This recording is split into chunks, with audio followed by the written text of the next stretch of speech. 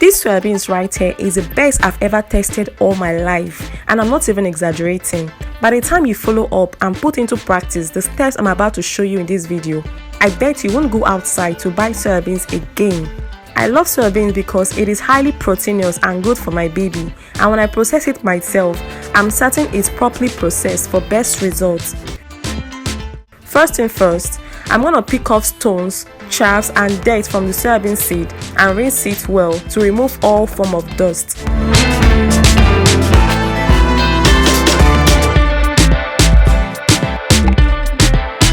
Having done that, into a steaming hot boiling pot of water, I'll transfer my already washed soybean, then stir it and allow it to boil for at least 20 to 30 minutes. The reason for boiling this is for me to be able to remove the peels from the soybeans easily. Some people may decide to go through the process of drying out the soybeans before removing the peels. That's still okay, but I think this method is much more easier for me, so I will advise you to do what works best for you. So I'm gonna wash the soybeans over and over again until I'm able to completely remove the peels from it.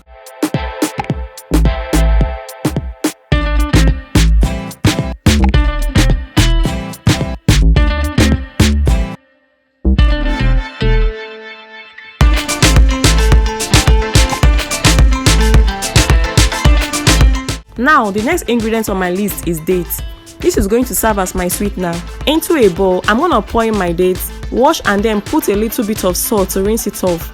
After that, I'll be frying the dates to remove its seeds and then set it aside.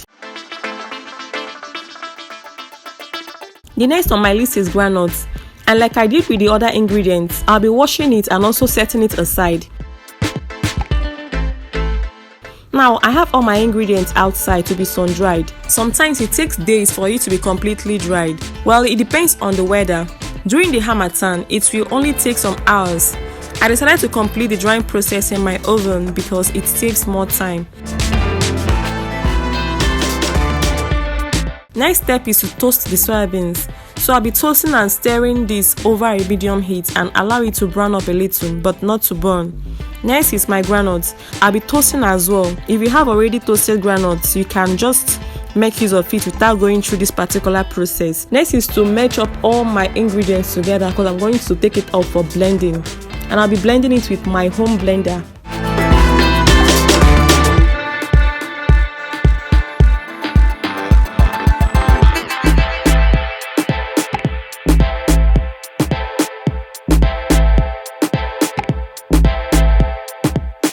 This is the result from the blended soybeans. Having blended the soybeans, it came out a little bit hotter, so I'm spreading it out for you to be able to cool down a little bit before I go to the next thing, which is to sieve the soybeans. I'm sieving the soybeans powder in order to eliminate the grains that may not have blended properly.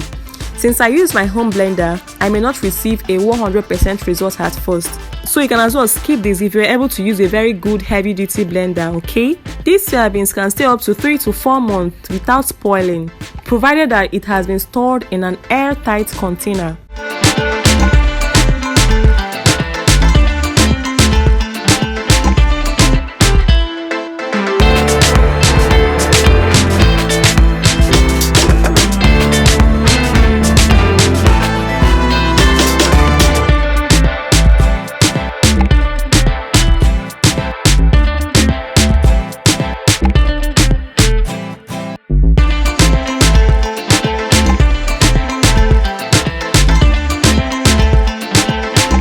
Now I'm going to show you how to use these soybeans.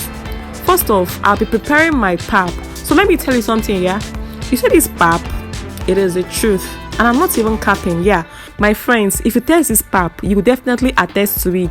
I made it from the scratch and I have a full video of how I processed it on my channel. I don't want to talk too much, so I'll just add the link on my description box. So if you're interested to know how to prepare this pap, after watching this video, just go to my description and watch that video as well.